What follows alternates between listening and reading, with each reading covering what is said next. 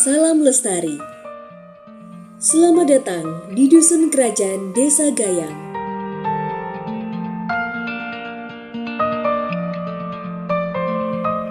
Desa Gayam merupakan salah satu desa yang berada di Kecamatan Panggul, Kabupaten Trenggalek. Dengan luas wilayah 453,30 hektar dan penduduk berjumlah 2.595 orang. Desa Gayam sendiri memiliki 3 dusun, yaitu Dusun Kerajaan, Dusun Telagi, dan Dusun Jati. Dengan adanya program Kampung Iklim ini, dari 3 dusun yang ada di Desa Gayam, kami mengusulkan satu dusun, yaitu Dusun Kerajaan, yang terdiri dari 7 RT dengan jumlah penduduk 1.475 orang. Luas wilayah dari Dusun Kerajaan adalah 120 hektar, meliputi lahan untuk permukiman sebanyak 40%, pertanian sebanyak 25%, dan 35% sisanya adalah hutan. Dengan munculnya program Kampung Iklim atau Proklim yang dicetuskan oleh Kementerian Lingkungan Hidup dan Kehutanan Republik Indonesia yang kami anggap sesuai dengan tujuan dari masyarakat Dusun Kerajaan Desa Gayam. Tujuan umumnya yaitu menjaga nilai-nilai kearifan tradisional atau lokal yang dapat mendukung upaya penanganan perubahan iklim dan pengendalian kerusakan lingkungan. Maka, secara umum Dusun Kerajaan telah siap untuk mengikuti proklim tersebut dikarenakan potensi yang ada di Dusun Kerajaan sangatlah mendukung. Dalam pelaksanaannya, kegiatan proklim ini diawali dengan pengidentifikasian kerentanan, resiko, serta dampak yang mungkin bisa diakibatkan dari perubahan iklim yang tak terkendali. Sehingga, seiring berjalannya waktu, diperlukan peningkatan sumber daya manusia melalui sosialisasi, penyuluhan, serta BIMTEK, meski hanya melalui platform Zoom, akibat dampak dari adanya wabah COVID-19. Upaya adaptasi adalah upaya masyarakat di Dusun Kerajaan dalam menyesuaikan diri terhadap perubahan iklim yang terjadi melalui kegiatan pengendalian bencana kekeringan, banjir, serta tanah longsor, peningkatan ketahanan pangan, serta kegiatan lain yang terkait dengan upaya peningkatan penyesuaian diri terhadap perubahan iklim. Untuk bencana kekeringan, terdapat upaya agar menguranginya dengan adanya pembangunan dam irigasi, sumur penampungan air hujan, pembuatan lubang biopori, serta sumur resapan. Di Dusun Kerajaan terdapat 2 mata air, yaitu mata air Beji dan mata air Ndok Gede. Untuk perlindungan mata air, pemerintah Desa Gayam telah melakukan penyuluhan terhadap masyarakat agar tidak menebang pohon di sekitar mata air dan membuat Perdes nomor 6 tahun 2020 tentang kebersihan, keindahan, ketertiban, dan kesehatan lingkungan atau K4L. Untuk mengantisipasi banjir di Dusun Kerajaan, pemerintah desa melebarkan saluran air di daerah rawan banjir, selalu aktif membersihkan saluran air, peninggian talut, dan peninggian pondasi rumah. Sedangkan untuk antisipasi tanah longsor, terdapat penguatan tebing di daerah rawan longsor, serta pemberian papan arah jalur evakuasi dan tanda marah bahaya melalui kentongan di setiap pos kampling. Sektor ketahanan pangan telah berusaha dengan penerapan tanam padi-padi kedelai, tergantung dari ketersediaan air pada waktu musim tanam tersebut, serta penerapan sistem tumpang sari dan juga pemanfaatan lahan kosong untuk tanaman sayuran dan buah. Dalam menghadapi mahalnya sayuran dan bumbu dapur akibat stok yang kurang di pasaran, ibu-ibu Dusun Kerajaan melakukan penanaman sendiri, seperti cabai dan sayuran di halaman rumah. Jika tidak ada halaman rumah, ibu-ibu akan melakukan penanaman di media bekas seperti bekas pupuk, bekas boks ikan, dan lain-lain. Selain itu, banyak warga di Dusun Kerajaan yang memiliki gelodokan tawon di sekitar rumah dan perkebunan. Hasil dari gelodokan tersebut berupa madu dan sarang lebah. Untuk madu, biasanya dikonsumsi sendiri dan ada beberapa yang dijual ke tetangga sekitar rumah. Untuk sarang lebah, biasanya diolah menjadi botok untuk dikonsumsi sendiri.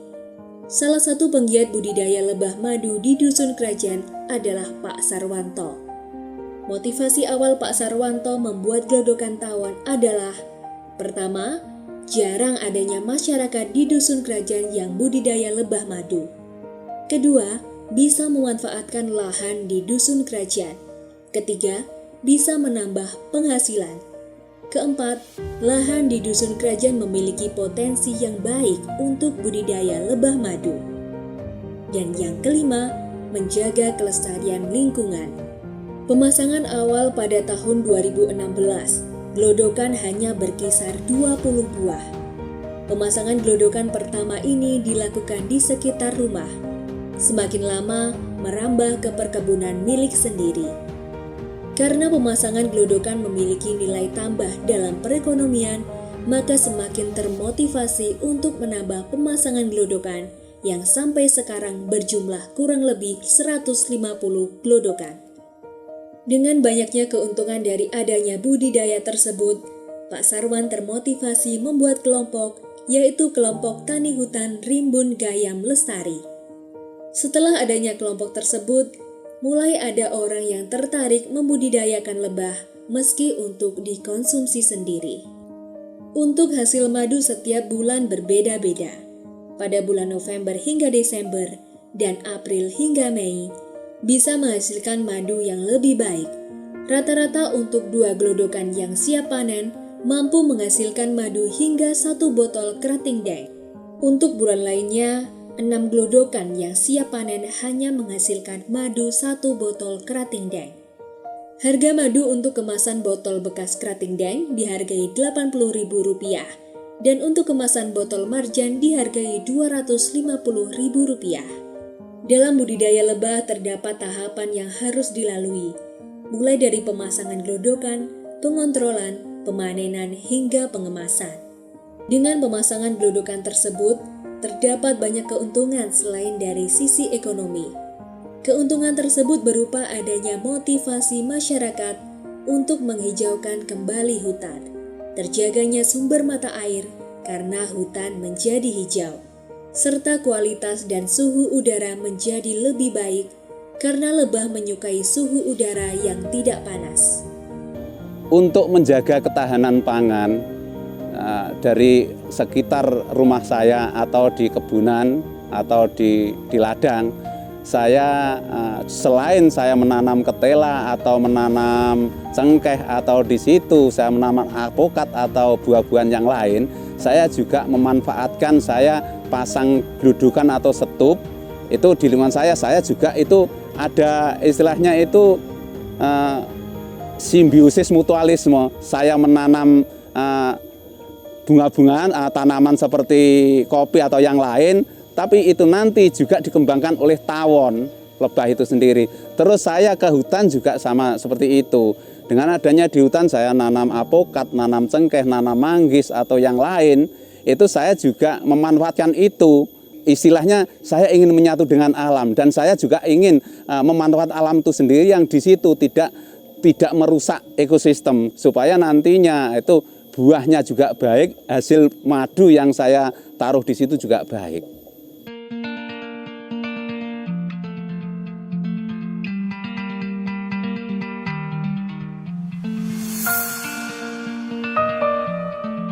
Upaya mitigasi merupakan pencegahan penyebab perubahan iklim sekaligus mengurangi peningkatan emisi gas rumah kaca ke atmosfer. Ini dapat dimulai dari hal-hal sederhana di sekitar kita hingga yang dilakukan secara berkelompok dan melibatkan warga di lokasi Kampung Proklim.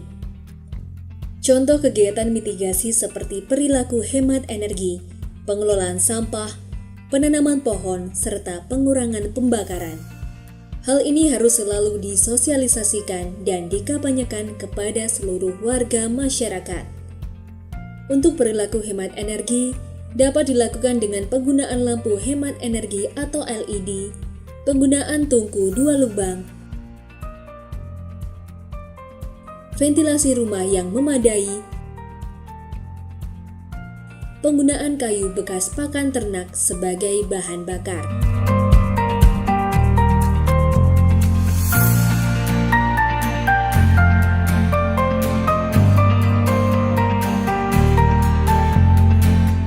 Pengelolaan sampah di dusun kerajaan dilakukan dengan melakukan pemilahan sampah terlebih dahulu.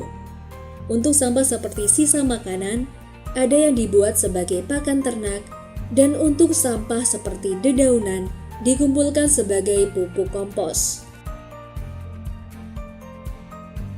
Sedangkan untuk sampah plastik, kaleng, dan lainnya yang bisa dijual dapat dikumpulkan untuk dijual ke pengepul rosok.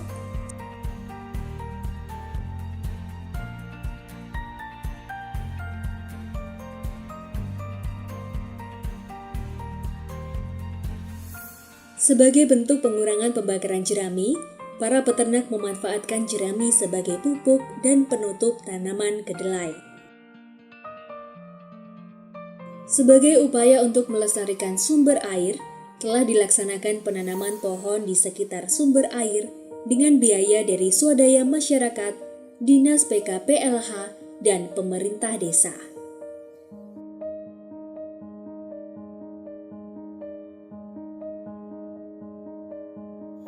Kalau kita mencintai apa yang ada di bumi, maka yang di langit akan menurunkan rahmatnya untuk kita semuanya. Hal ini marilah kita jaga untuk kelestarian di Sumber Beji ini. Salam lestari.